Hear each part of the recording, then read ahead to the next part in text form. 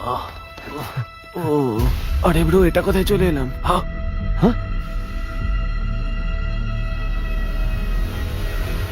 হ্যাঁ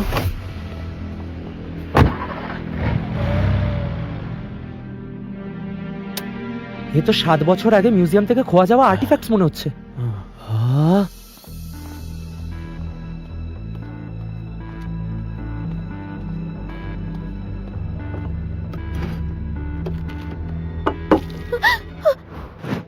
সবসময় এভাবেই ভয় পেয়ে থাকেন নাকি আজকাল? না, ওই মন্দারের মৃত্যুর পর থেকে। মন্দারের মৃত্যু এর কারণ নাকি সেদিন পুলিশকে যে মিথ্যে বয়ান দিয়েছেন সেটা কারণ? আপনি কি বলতে চাইছেন? আপনি বলেছিলেন সেদিন রাত 9টায় রাহুলের সঙ্গে মোহরা থেকে বেরিয়েছিলেন, কিন্তু আপনার স্ন্যাপগ্রাম অ্যাকাউন্ট তো অন্য কিছু বলছে। 9:15 ফটো আপলোড হয়েছে, এই দেখুন। আমায় ক্ষমা করে দিন, আমি আপনাকে মিথ্যে বলেছি। আমরা 9টায় মহরত থেকে বেরোয়নি। রাহুল আমাকে এই মিথ্যে বলতে বলেছিল। 9:15 রাহুল কারোর সঙ্গে কথা বলতে বলতে বাইরে যাচ্ছিল, আর আমি ওর পিছু নিয়েছিলাম। ওই দিন শীতল মারা যাবে বুঝিনি, ওটা প্ল্যানের মধ্যেই ছিল না। আমাকে ক্ষমা করে দিন। রাহুল আমাকে রিকোয়েস্ট করে, কাউকে কথাটা বলতে বারণ করে। ও চাইনি যে ধীরজের সঙ্গে ওর কনভারসেশনটা কেউ জানতে পারুক। রাহুল ধীরজের সঙ্গে কোন প্ল্যানের ব্যাপারে কথা বলছিল কিছু জানেন? ও আমাকে এ বিষয়ে কিচ্ছু বলেনি, এমনিতেই খুব ডিস্টার্ব ছিল। তারপরেই মন্দারের মৃত্যু হয়, যা দেখেও আরো ভয় পেয়ে যায়। গড়ের স্টেটমেন্ট অনুযায়ী রাহুল শীতলের মৃত্যুর ব্যাপারে কিছু তো জানতো। এবার ওর সঙ্গে কথা বলা দরকার।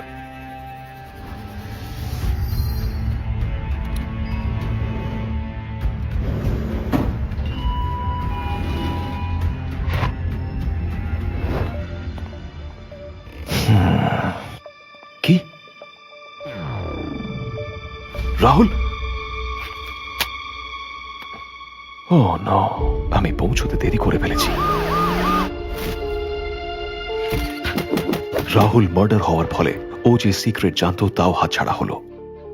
স্যার, একটা ভাঙা হার্ড ডিস্ক পেয়েছি, যেটা মন্দারের স্টুডিও থেকে গায়েব হয়েছিল। আর এই পোড়া মমি স্যুটটাও পেয়েছি। মানে আমার সন্দেহই ঠিক। 7 বছর আগে শুটিং এ আসল মমি জেগে ওঠেনি, সবকিছু একটা নাটক ছিল।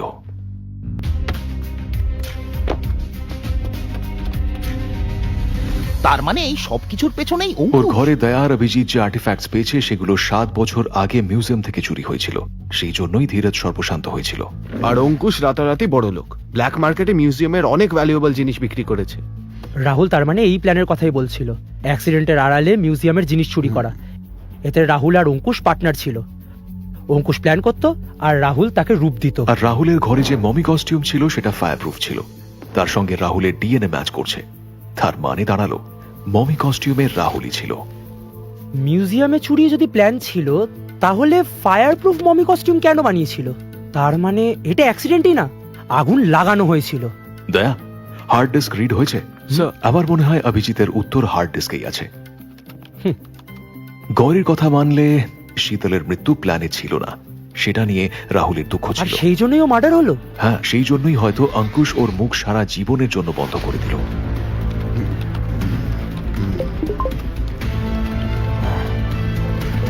ক্র্যাক করে ফেলেছি স্যার, হয়ে গেছে। একটা ছোট ভিডিও পেয়েছি। হ্যাঁ হ্যাঁ,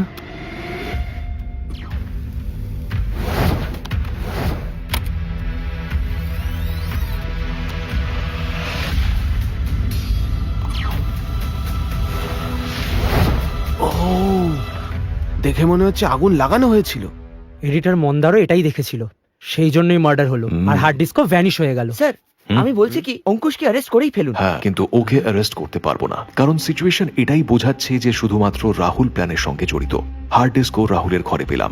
অঙ্কুশের এগেইনস্টে কোনো প্রমাণ নেই। ওর ঘর থেকে পাওয়া মমি আর আর্টিফ্যাক্টস আমরা ওয়ারেন্ট ছাড়া খুঁজে পেয়েছি, তাই কোর্টে কিছু প্রমাণ করতে পারবো না। তাই ওকে এই খুনগুলোর জন্য দায়ী করা যাবে না। মন্দার যখন মার্ডার হয় অঙ্কুশ মুহূর্তে ছিল, রাইট?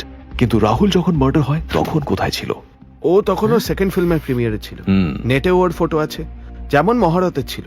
দুটো সিচুয়েশনই ওর সাপোর্টে। এমনও হতে পারে দুটো সিচুয়েশনেই ও গিয়ে হুম হুম। মার্ডার করে ফিরে এসেছে, কারণ ওর লোকেশন আর ক্রাইম সিনের ডিস্টেন্স খুব বেশি না। কিন্তু স্যার এটা প্রমাণ করা হেব্বি চাপ হবে, ওর দুটো ফোনই সেই সময় অফ ছিল। হ্যাঁ, but I love this technology. আমার গার্লফ্রেন্ডের থেকেও বেশি কাছের এটা, মানে সকাল থেকে রাত পর্যন্ত আমার সবকিছু মনে থাকে ওর। ওর স্মার্ট ওয়াচ, অঙ্কুশ নিজের আগেনস্টে প্রমাণ নিজের হাতেই পড়ে আছে। আরে ইন্সপেক্টর প্রদ্যুমন, আপনি এসেছেন। খুনিকে খুঁজে পেয়েছেন আপনি? এখনো না, কিন্তু পেয়ে যাব। আপনার সঙ্গে একটা পার্সোনাল কাজ ছিল। হ্যাঁ, এই ছেলেগুলো আপনার ফ্যান। আপনার আপত্তি না থাকলে আপনার সঙ্গে একটা ফটো তুলতে পারে? হ্যাঁ হ্যাঁ নিশ্চয়ই, কেন নয়, এসো এসো। Thank you sir. Thank you.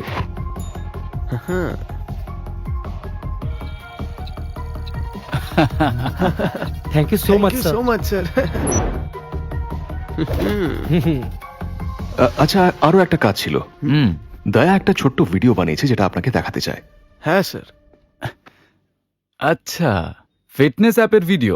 হ্যাঁ, আর আপনি জানেন স্মার্ট ওয়াচ এতটাই স্মার্ট যে আপনার ফোন অফ থাকলেও ও আপনার মুভমেন্ট আর লোকেশন ট্র্যাক করতে থাকে। আর দেখুন, হুম। এই স্মার্ট ওয়াচের ওনার তো কাল রাতেও এই সময় বেশ অ্যাক্টিভ ছিল। দেখুন দেখুন। আরো কাল রাত 7:30টায় গ্লোকেন সিনেমা থেকে প্যারাডাইস অ্যাপার্টমেন্টে গেছিল, আর ঠিক 8টার সময় গ্লোকেন সিনেমাতে ফিরেও এসেছিল। আর এটা দেখুন, এই সময় ওর হার্টবিট অনেক বেশি ছিল। ধক ধক ধক ধক।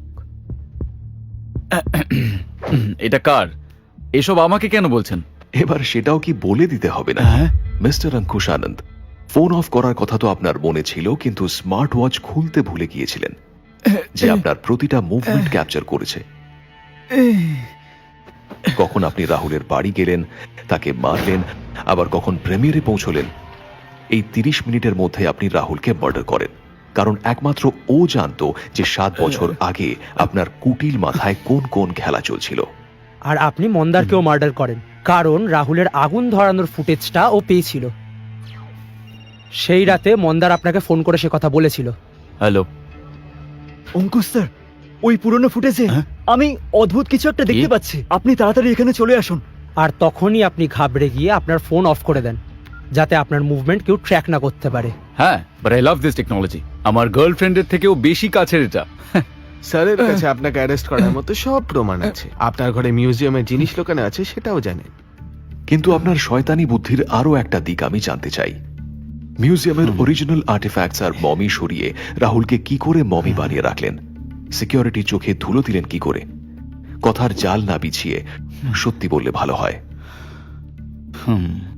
ঠিক বলেছেন আপনি। ভেবেছিলাম আমার প্ল্যানে কোনো ফাঁক নেই। আমরা রাতেই অরিজিনাল আর্টিফ্যাক্টসের জায়গায় নকল জিনিসপত্র রেখে শুটিং এর জন্য আনা ইকুইপমেন্ট বক্সে রেখে দিয়েছিলাম। ফিল্ম শুটিং এর জন্য অনেক লাইটস, অনেক ক্যামেরা আর ইকুইপমেন্ট লাগে। মমি রাখার মতো অত বড় বাক্স সবার চোখের সামনে দিয়ে নিয়ে যাওয়া মুশকিল ছিল। ধীরজ স্যার শুনুন, গার্ডকে বলুন মিটার রুম দেখিয়ে দিতে। জেনারেটর যদি দেরিতেও আসে তাহলে শুটিংটা অন্তত শুরু করা যাবে। হ্যাঁ, ঠিক কথা, এখনই বলছি।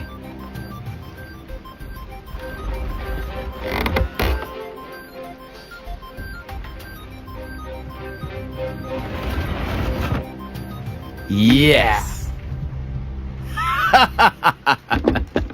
তোমাদের প্রমাণ তোমাদের সঙ্গেই পুরে ছাই হয়ে যাবে, আর সঙ্গে আমার স্বীকারোক্তিও।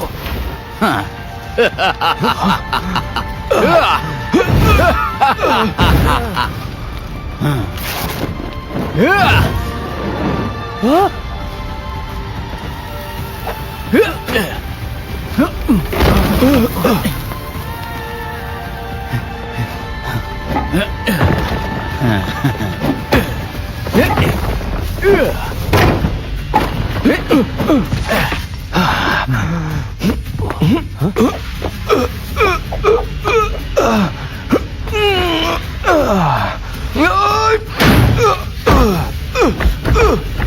দয়া, দরজা ভেঙে দাও।